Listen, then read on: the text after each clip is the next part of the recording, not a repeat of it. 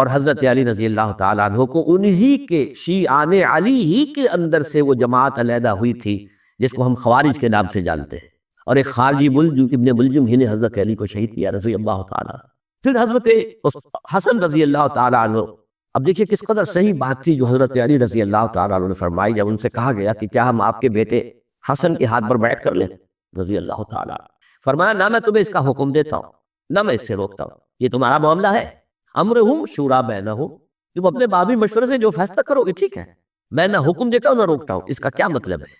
باپ کے بعد بیٹے کی خلافت ہرگز حرام نہیں ہے، ورنہ کہتے کیسے ہو سکتا ہے میرا بیٹا؟ نہیں، یہ نہیں کہا۔ حضرت عمر سے بھی کہا گیا تھا کہ اپنے بیٹے کو نامزد کر دے، عبداللہ ابن عمر کو، تو انہوں نے جواب میں کیا کہا؟ اسے تو طلاق دینی بھی نہیں آتی۔ انہوں نے اپنی کسی زوجہ کو طلاق کی تھی اور اس میں جو صحیح ترین طریقہ ہے وہ اختیار نہیں کیا تھا، وہ طلاق دینے تک نہیں آتی تو میں اسے خلیفہ بنا دوں۔ یہ نہیں کہا تھا کہ باپ کے بعد بیٹا خلیفہ نہیں ہو سکتا، یہ تو نہیں کہا، کہیں حرام نہیں ہے، نہ کتاب و سنت میں، نہ کوئی حدیث ہے، نہ کہیں قرآن مجید میں۔ تو حضرت علی نے بھی فرمایا رضی اللہ تعالیٰ، نہ میں روکتا ہوں نہ حکم دیتا ہوں، یہ تمہارا اپنا معاملہ ہے۔ اتنی مضبوط تھی کنٹرول کہ ان کو کچھ سر اٹھانے کا موقع نہیں ملا، موجود تھے دب کے رہے، جیسا کہ میں نے کہا ریولیوشن کے آخری مرحلے پر آ کر جو مخالفین ہیں وہ دب جاتے کہ پھر دیکھیں گے موقع ملے گا، جو پھر لیں ان سے حساب کتاب۔ 20 سال رہے ہیں پورے امن کے، 10 سال کے بعد یعنی درمیان میں ہے حضرت امیر معاویہ کا عہد خلافت۔ ایک صحابی جو کہ بزرگ صحابہ میں سے ہے، مغیرہ ابن شعبہ رضی اللہ تعالی عنہ، وہ آتے ہیں اور وہ کہتے ہیں کہ دیکھیے امیر المومنین کتنی بڑی خانہ جنگی رہی تھی مسلمانوں کی آپس میں، اور اب بھی اگر آپ کسی کو نامزد کیے بغیر چھوڑ گئے امت کو تو پھر خانہ جنگی ہو جائے۔ 1 لاکھ اس وقت جو ہے وہ ہلاک ہوئے تھے، نہ معلوم اب کتنے ہلاک، لہٰذا آپ اپنی زندگی ہی میں نامزد کر دیجئے کسی کو خلیفہ، ولی عہد بنا دیجئے۔ حضرت امیر معاویہ نے ابتداءً جو ہے انکار کیا نہیں، لیکن ان کے دلائل ایسے تھے وزنی، اور میں سمجھتا ہوں کہ وہ بات صحیح تھی جو مغیرہ ابن شعبہ نے کہی، اس لیے کہ اب صحابہ کرام میں سے جو کبار صحابہ تھے وہ تو سب دنیا سے رخصت ہو چکے تھے، اب تو یا صغار صحابہ رہ گئے تھے جو حضور کے زمانے میں بچے تھے، حضرت حسن، حضرت حسین، عبداللہ ابن زبیر، یہ بچے تھے نا، یا تو وہ تھے، اور یا بالکل نو مسلم تھے، اور نو مسلموں میں بڑی تعداد وہ تھی جو ایرانیوں کی تھی، شامیوں کی تھی، انر کی تھی، ادھر کی تھی، تو ان کو تو ظاہر بات ہے کہ تربیت نبوی سے کیا خلافت راشدہ سے بھی اکثر و بیشتر کو کوئی حصہ ملا ہی نہیں۔ تو اس صورت میں اب وہ اعلیٰ ترین معیار پر حکومت کے نظام کو قائم کرنا ممکن نہیں ہے۔ کوئی قبائلی عصبیت جب تک حکومت کی پشت پر نہیں ہوگی حکومت مستحکم نہیں ہوگی۔ یہ گویا کہ ایک جس کو کہتے ہیں کہ حقیقت بینی، واقعیت پسندی، ایک آئیڈیالزم ہے اور ایک ریئلزم ہے کہ آپ فیکٹس آن دی گراؤنڈ کو غور کریں، سوچیں اس کے اوپر اور پھر کوئی فیصلہ کریں۔ اس اعتبار سے پھر حضرت امیر معاویہ نے بات مان لی اور بیعت لے لی لوگوں سے حضرت یزید کے لیے کہ یہ خلیفہ ہو گئے میرے بعد، اس کو ولی عہد ہی کہتے ہیں۔ اچھا، اس وقت 5 افراد ایسے تھے کہ جنہوں نے اس سے اختلاف کیا، یہ بات بہت اہم ہے۔ میرا کتاب کیا ہے سانحہ کربلا، اس کے کچھ نسخے آج یہاں ہوں گے، آپ لوگ پڑھیے اسے غور سے اور پھیلائیے تاکہ حقیقت سامنے آئے۔ 5 افراد کون تھے جو ہونے چاہیے؟ ابو بکر فوت ہو گئے، ان کے بیٹے عبد الرحمن ابن ابی بکر، عمر فوت ہو گئے، ان کے بیٹے عبداللہ ابن عمر، عباس فوت ہو گئے، ان کے بیٹے عبداللہ ابن عباس، زبیر فوت ہو گئے، ان کے بیٹے عبداللہ ابن زبیر، اور حضرت حسن جو ہے ان کا انتقال ہو چکا تھا، حضرت علی کے بیٹے حضرت حسین رضی اللہ تعالیٰ عنہ مجمعین۔ حضرت حسن کے بارے میں ایک فریق کا کہنا یہ ہے کہ انہیں زہر دے کر ہلاک کیا گیا، اہل تشیع کا قول یہ ہے، جبکہ اہل سنت کہتے ہیں کہ نہیں، وہ اپنی جو بھی طبی وہ موت تھی اس سے ان کی وفات، لیکن میں اس میں نہیں جانا چاہتا، اس لیے کہ یہ مائکرو ہسٹری جو ہے نا، وہ تو ایک واقعے کے لیے ادھر کی روایات کیا، ادھر کی کیا ہیں، ان کے پاس کیا دلائل، یہ تو کسی ریسرچ اسکالر کا موضوع ہے، میرا موضوع نہیں۔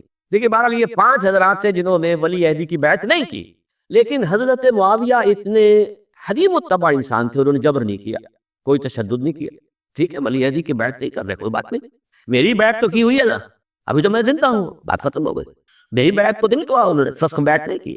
اس اعتبار سے انہوں نے نہ کوئی تشدد کیا، نہ جبر کیا، نہ کوئی معافسہ کیا۔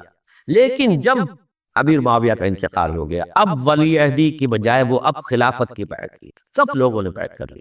ان 5 میں سے ایک فوت ہو چکے تھے، حضرت عبد الرحمن ابن ابی بکر فوت ہو چکے رضی اللہ تعالیٰ، 4 تھے، ان 4 میں ایک اختلاف ہوا۔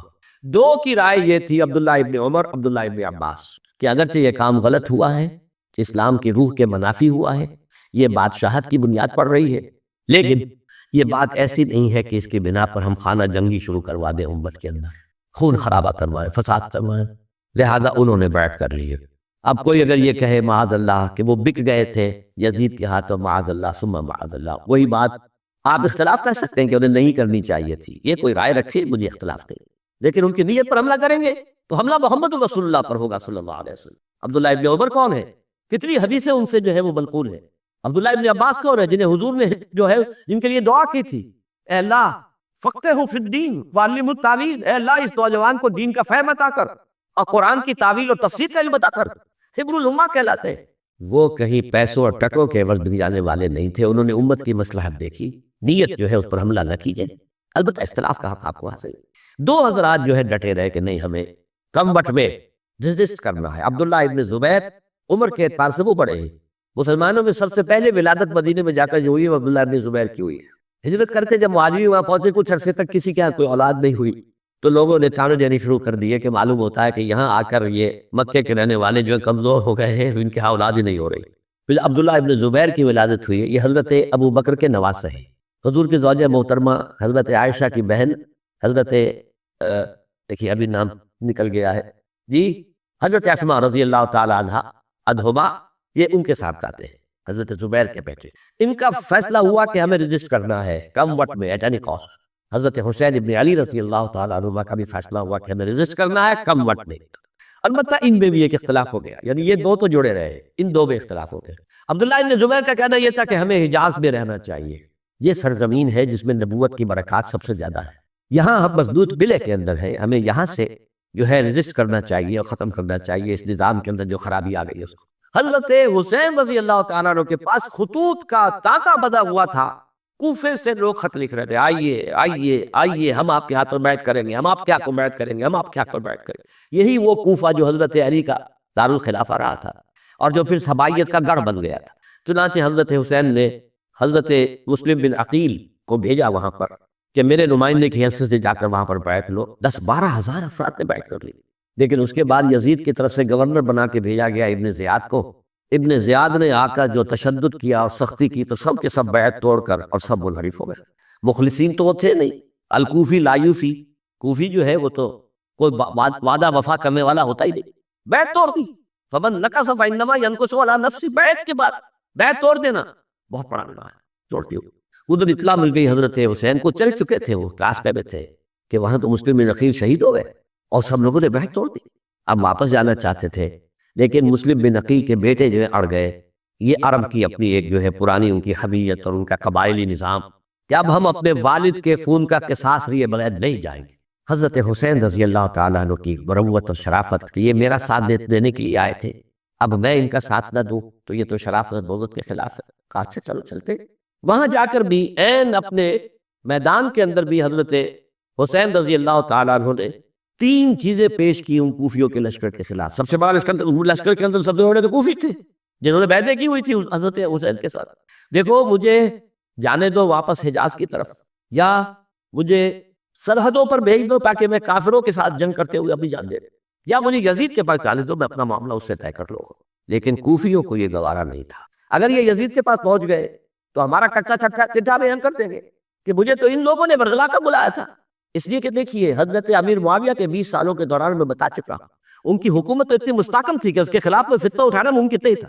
اب چونکہ چینج اوور ہوا تھا، اور چینج اوور میں آپ کو معلوم ہوتا ہے کہ ایک جس کو کہتے ہیں every thing is in the melting پاٹ، ابھی تو یہ درمیان کے اندر معاملہ ہے، تو انہیں موقع ملا، سر اٹھایا حضرت حسین رضی اللہ تعالیٰ عنہ کو، جو خطوط لکھے جس کے کہ تھیلے کے تھیلے بوریوں کی بوریاں بھری ہوئی حضرت حسین کے ساتھ تھی، وہ کہا کہ آئیے ہم آپ سے بیعت کریں، انہوں نے نہیں مانا۔ اور اصل میں حضرت حسین کے قاتل وہ کوفی، وہ بزدل، وہ منافق جنہوں نے بیعت کر کے بیعت توڑی، اور اب وہ آ گئے کہ اگر یہ حسین رضی اللہ تعالیٰ عنہ بچ کر کہیں یزید کے پاس پہنچ گئے تو پھر ہمارا کچا چٹھا جو ہے وہ سامنے آ جائے گا اور ہماری پھر شامت آ جائے گا، لہٰذا انہوں نے قتل کیا حضرت حسین کو رضی اللہ تعالیٰ۔ ایک بات جو علامہ ڈاکٹر قلب صادق نے فرمائی، اور مجھے میرے علم میں یہ بات پہلے نہیں تھی، وہ یہ کہ حضرت حسین کے قتل کا فتویٰ ایک بہت بڑے مفتی نے دیا تھا۔ یہ بات بھی ذرا سمجھیے، حضرت حسین رضی اللہ تعالیٰ عنہ کے قتل کا فتویٰ ایک بہت بڑے مفتی نے دیا تھا۔ کیوں دیا تھا؟ اس لیے کہ حضور کی احادیث موجود ہے کہ جب ایک شخص کی ایک خلیفہ کی بیعت ہو جائے تو دوسرا اگر کھڑا ہو تو اسے قتل کر دو، کھلی حدیث۔ اسی لیے ایک بہت بڑے مفسر بھی ہے، فقیہ بھی ہے، قاضی ابن العربی رحمۃ اللہ علیہ، ایک ابن عربی ہے الف لام کے بغیر، ابن عربی، وہ بہت بڑے صوفی ہیں، فلسفی ہیں، اندلس کے ہیں۔ یہ قاضی ابن العربی ہے جنہوں نے قرآن کی تفسیر لکھی ہے اس اعتبار سے کہ صرف ان آیات کی تفسیر جن سے کہ فقہی احکام جو ہے ان کا استنباط ہوتا ہے۔ یہ دو تفسیریں اس طور سے لکھی گئی ہے قرآن مجید کی، احکام القرآن ان کا نام ہے دونوں کا، جن میں سے ایک جو ہے قاضی ابن العربی کی ہے۔ ان کا ایک جملہ نقل ہوتا ہے، قتل الحسین بسیف جدہ، حسین قتل ہو گئے اپنے ہی نانا کی تلوار سے۔ وہ تلوار کیا تھی؟ جب کسی کی بیعت ہو چکی ہو پھر کوئی کھڑا ہو مدعی خلافت، میرے نزدیک حضرت حسین مدعی خلافت نہیں تھے۔ یہ بات اس وقت سامنے لوگوں کے نہیں آئی، بلکہ حکومت نے یہ باور کرا دیا کہ یہ تو باغی ہے، یہ مدعی ہے خلافت کے۔ انہوں نے تو دعویٰ نہیں کیا خلافت کا، وہ تو صرف اس عمل کو روکنے کے لیے میدان میں آئے تھے۔ اور اس بات کو اچھی طرح سمجھ لیجئے کہ اس وقت تک یہ جو تصور آج ہمارے پاس ہے کہ ریاست علیحدہ ہے، حکومت علیحدہ، state of Pakistan, we are loyal to the state of Pakistan, ہم ریاست پاکستان کے وفادار ہیں، گورنمنٹ آف پاکستان کے وفادار نہیں ہے۔ We are not loyal to the government, government تو کبھی بے نظیر کی تھی، ہم اس کے خلاف تحریک چلا رہے تھے، یا کبھی کسی اور کی تھی اس کے خلاف تحریک چل رہی ہے، یا کبھی ضیاء الحق کی تھی اس کے خلاف تحریک چل رہی ہے۔ گورنمنٹ کو بدلنا تو عوام کا حق ہے، آج، اس وقت نہیں تھا۔ اس وقت ریاست اور حکومت کا کوئی فرق نہیں تھا، لہذا جو حکومت سے اختلاف کرے گویا کہ باغی ہے۔ یہ ہے اصل میں وہ پیچیدہ مسئلہ کہ کیوں کسی مفتی نے فتویٰ دے دیا، اس لیے کہ اس وقت تک ریاست اور حکومت کا فرق واضح نہیں تھا دنیا پر۔ یہ تو ابھی کچھ 100-150 سال کی بات ہے کہ آج ہمارا جو پولیٹیکل سائنس کا ایولیوشن ہوا ہے وہ اسٹیج تک پہنچ گیا ہے کہ اسٹیٹ علیحدہ ہے، حکومت علیحدہ ہے۔ حکومت تو اسٹیٹ کے 3 آرگنز میں سے ایک آرگن ہے، ایڈمنسٹریشن حکومت کی ہے، جوڈیشری ہے اور لیجسلیچر ہے، 3 آرگن سے بڑے بڑے ان میں سے ایک ہے۔ تو حکومت کو بدلنا تو عوام کا حق ہے، چاہے وہ ووٹ کے ذریعے بدلے، چاہے ایجیٹیشن، اگر پورا عمل ایجیٹیشن ہے اس سے حکومت کو بدلنے کا حق حاصل ہے دستوری طور پر ہر اعتبار سے۔ اس وقت یہ نہیں تھا، لہذا صورتحال یہ بن گئی کہ حکومت وقت نے باور کرا دیا مسلمانوں کو، ورنہ سوچئے دواسہ رسول کو فتح کرنا کو آسان کام تھا۔ آخر سے ہم کلمہ گو تھے کہ نہیں تھے؟ کلمہ گو تو تھے نا، اور حضور سے عقیدت اور محبت پہ کبھی، لیکن یہ کہ فتویٰ، اگر ایک بہت بڑے مفتی کا جو کہ حضرت علامہ ڈاکٹر قلب صادق صاحب نے فرمایا، مجھے اس مفتی کا نام بھی معلوم نہیں کہ ایک مفتی ہی کا فتویٰ تھا جس کے بنا پر اب ان لوگوں نے حضرت حسین کو قتل کیا، اور یہی وجہ ہے کہ انہوں نے پھر خیموں کو بھی آگ لگا دی۔ وائی، حالانکہ دیکھیے اگر دشمنی کا انتقام ہوتا تو حضرت علی بن حسین جو بیمار تھے، جو بعد میں زین العابدین رحمت اللہ علیہ کے نام سے، پھر یہ اہل تشیع کے چوتھے امام معصوم ہے، حضرت علی، حضرت حسن، حضرت حسین، اور پھر حضرت علی بن حسین زین العابدین رحمت اللہ علیہ، کیا ان کو بھی قتل کرتے تھے؟ حضرت حسین کی نسل ختم ہو جاتی، لیکن نہیں کیا۔ آگ کیوں لگائی؟ آگ اس لیے لگائی کہ وہ جو ڈاکومنٹری پروف ہے ہماری غداری کا، یزید کے خلاف حضرت حسین کو جو ہم نے دعوت دی، وہ جو ڈاکومنٹری پروف خطوط کی شکل میں موجود ہے وہ ختم ہو جائے، ڈسٹرائے ہو جائے۔